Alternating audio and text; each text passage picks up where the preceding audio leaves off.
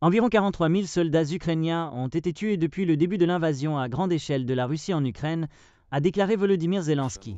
Dans un post sur les réseaux sociaux, le président ukrainien a déclaré que 370 000 autres avaient été blessés, bien que ce chiffre inclue des soldats qui avaient été blessés plus d'une fois.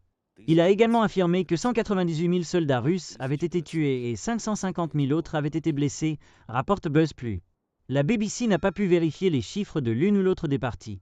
Alors que Kiev et Moscou ont régulièrement publié des estimations des pertes de l'autre côté, ils ont hésité à détailler les leurs.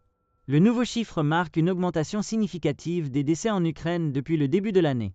La dernière fois que Zelensky a fourni une mise à jour sur les victimes ukrainiennes, c'était en février, lorsqu'il a estimé les décès à 31 000. Le président ukrainien est considéré comme ayant été contraint de reconnaître cela après que le président élu des États-Unis, Donald Trump, a écrit sur les réseaux sociaux qu'Ukraine avait ridiculement perdu 400 000 soldats, tandis qu'environ 600 000 Russes avaient été tués ou blessés. Trump n'a pas précisé d'où venaient ces chiffres.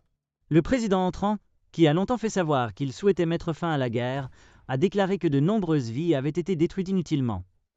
Les estimations de Zelensky concernant les pertes russes sont similaires à celles fournies par des responsables occidentaux de haut niveau, qui estiment que la Russie a subi environ 800 000 pertes, tués et blessés.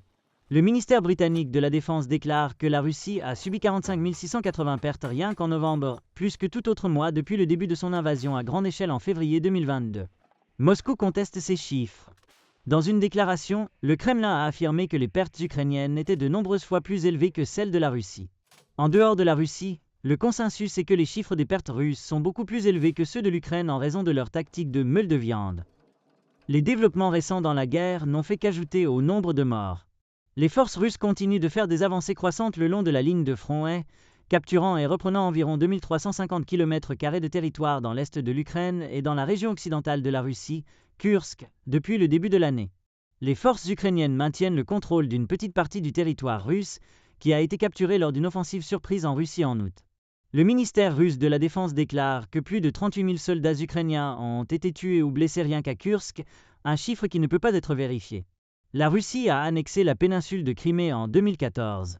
8 ans plus tard, elle a commencé une invasion à grande échelle de l'Ukraine et a occupé des territoires dans le sud et l'est du pays.